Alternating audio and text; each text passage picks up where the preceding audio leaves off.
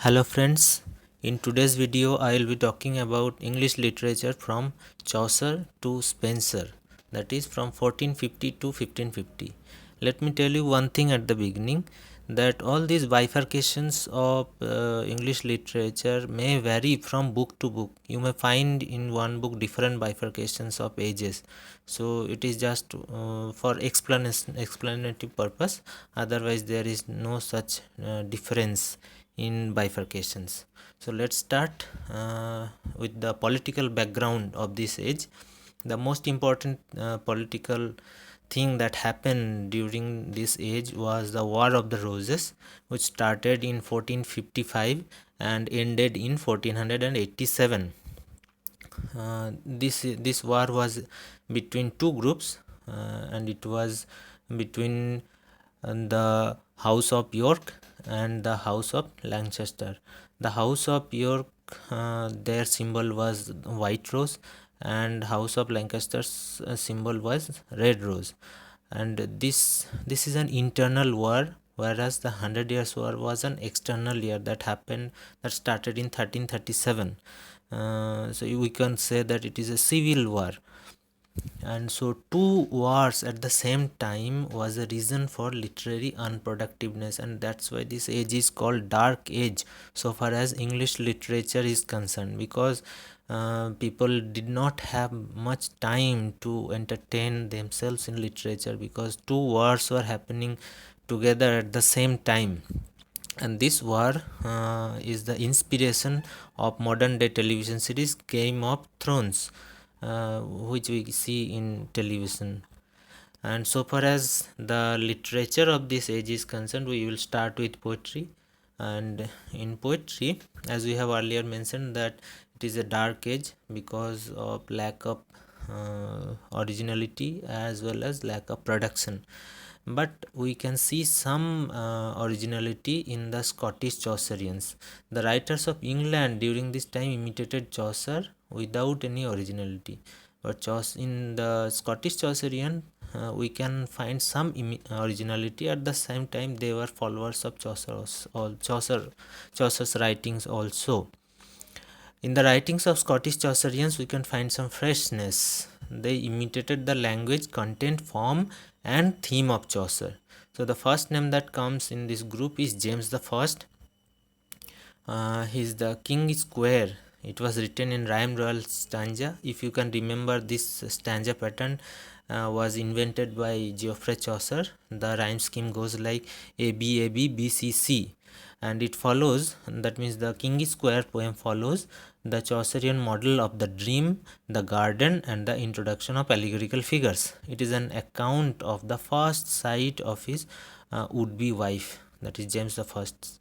And the next poet is Sir David Lindsay. His poem The Dream is also written in rhyme royal stanza, and it is a romantic biography of the writer himself.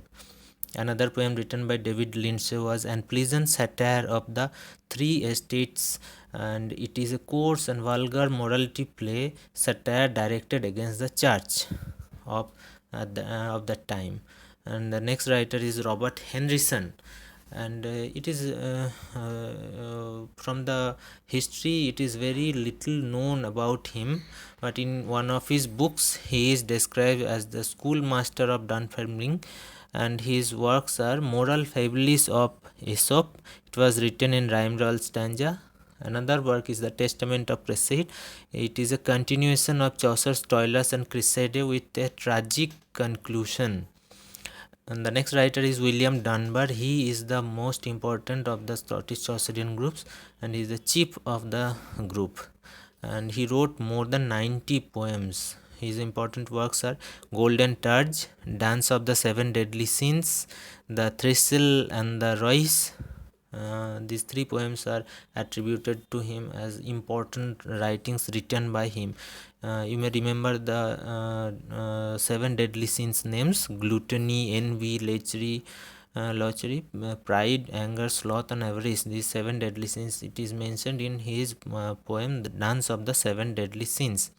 And the Thistles and the Royce, it is written on the marriage of James the Fourth, who married Margaret, the daughter of Henry VII. And Dunbar pampers the ruling class through this poem, which was a fashion in those days. Another writer was Gawain Douglas. He became a priest, and his poem, The Palace of Honor, King Hardcon Signs, these are important works, and he has translated Virgil's Aeneid also. And the next writer is John Skelton. John Skelton's poem Garland of Laurel, it gives a list of his own works, most of which have perished. So it is a kind of encyclopedia of his works. And his one satirical poem is famous, which is written by him, that is Speak Parrot. The next writer is Thomas Occleve, or sometimes called Hoccleve with an H. His important work is The Regiment of Princes. It was written for the edification of Henry V. Next poem is La Mel Regel. It is an autobiographical poem, and the two other important poems written by Thomas Occleve is The Complaint of Our Lady and Occleve's Complaint. The next writer is Thomas Lydgate, who is also an imitator of Chaucer, and his important poem is The Falls of Princess. It is a long poem of 7,000 lines, and it tells the anecdotes of different princes here in this poem. And his next poem is A Story of Thieves. It is a supposed addition to the Canterbury Tales, but it is not clear whether it was a part of the Canterbury Tales written by Geoffrey Chaucer or not. The next poem is The Temple of Glass. And another important work of John Lydgate is London Lickpenny. It is a satirical poem. The next writer is Stephen Hawes. Stephen Hawes' famous poem is The Pastime of Pleasure, The Example of Virtue, The Conversation of Swearers, and A Joyful Meditation. The final writer of this group, that is the poetry from this age between Chaucer and Spenser, is Alexander Barclay, and his important poem is Ship of Fools. It is a translation of a German work written by Sebastian Brandt, and another poem written by him is Certain Eclogues. It is the earliest English collection of pastorals.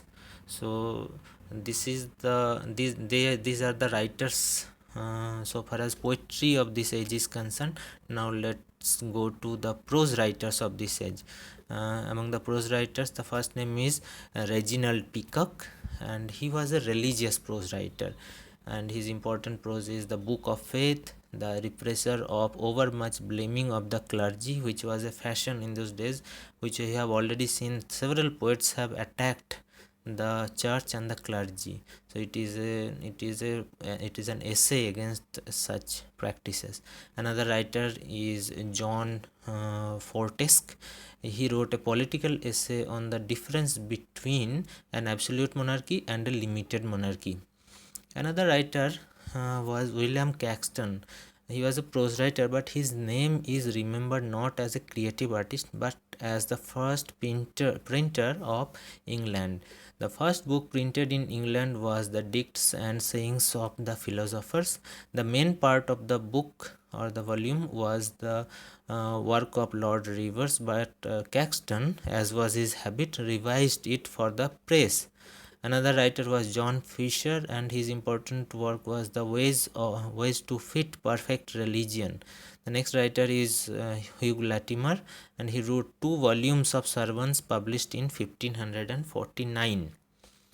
And the most important writer of the prose among the prose writers of this age is Sir Thomas More. He was the son of a judge, and he later became a lawyer, and he refused to accept the Act of Supremacy, and it led to his imprisonment in 1534, and he was beheaded the next year, that is 1535.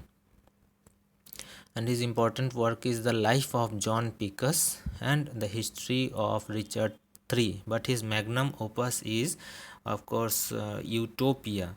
And Utopia, it is a description of an imaginary ideal state, and it was translated into English in 1551.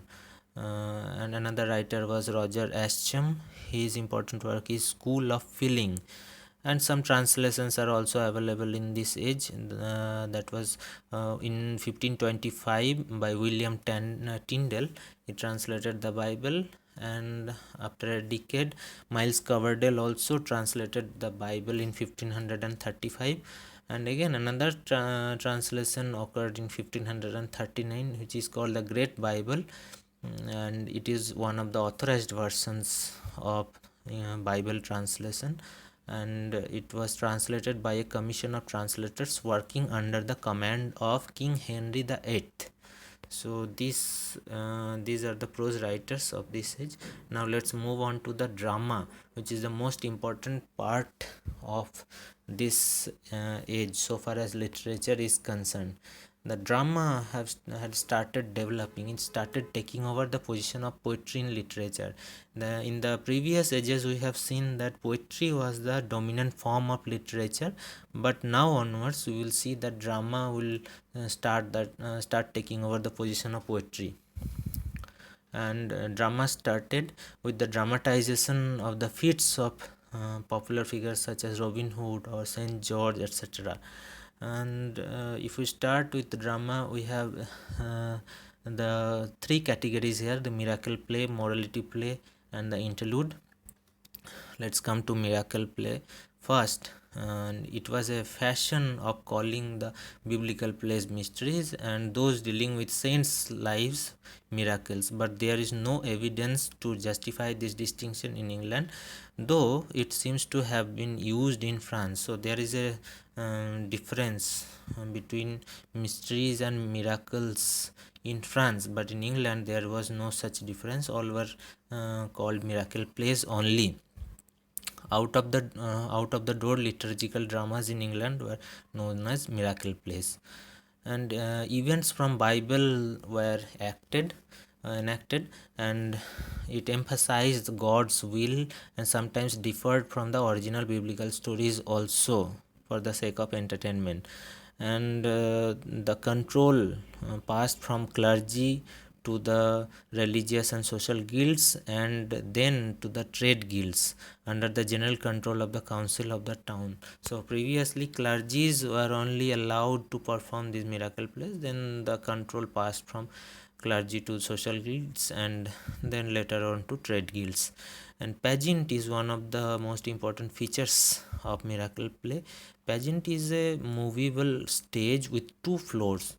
The ground floor served the purpose of both as retiring room and at the same time hell in the Christian sense, and the first floor, which was open to the sky, served as the stage where the dramas are enacted. The Corpus Christi, during Corpus Christi, which fell in the month of May or June, when weather was likely to be good and the hours of daylight were long, most of the play circles began to attach themselves to the feet or the feast. It went for several days with a collective performance of mystery plays. So Corpus Christi was one occasion where several miracle and mystery plays were enacted. There were four cycles: the Chester cycle, the York cycle, the Wakefield cycle, and the Coventry cycle. The Chester cycle consists of 25 plays, which was composed between 1350 to 1450. A complete cycle from the fall of Saturn to the day of judgment. Examples are the one example is the Three Marys. And the York cycle, which consists of 48 plays, it was written between 1350 to 1400. One example is the Creation. And the Wakefield cycle, which is also known as the Townley cycle, consists of 31 plays written between 1430 to 1450, and it was notable for a very strong vein of realism. Example from this Wakefield cycle is Shepherd's play. And the fourth cycle, that is the Coventry cycle, which consists of 42 plays, were performed between 1390 to 1534. The next category of drama is the morality play, and this is mostly about moral behavior. Moral behavior such as virtues and vices, they were allegorically presented on the stage, and abstractions such as justice, mercy, faith, truth, charity, gluttony, and vice were among the commonest characters. So the names of the characters were the names of abstractions such as justice. One character will be there in whose name will be justice or mercy or faith, like that. And development of characterization for the first time in drama started from this morality play, which will develop later on. The favorite comic character was Vice, whose chief duty was to tease the devil. So it was liked. The character of Vice was liked by the common people of the time. One example of morality play is Everyman, which was first performed in 1490. It was an anonymous play about the contest between virtues and vices. And Everyman, it is the name of a character also, has to be found in find a companion to go with him to God when death comes. This is the story of Everyman. And there was a resistance from the church people regarding the performance of these plays. That is why the theaters had to be built outside the city walls.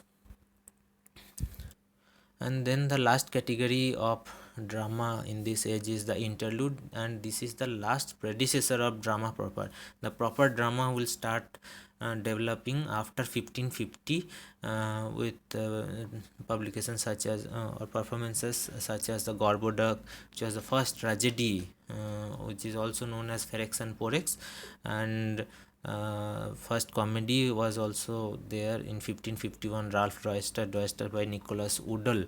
So these are the proper dramas, and before that the interlude is the last predecessor of drama proper, and it flourished during the middle of the 16th century.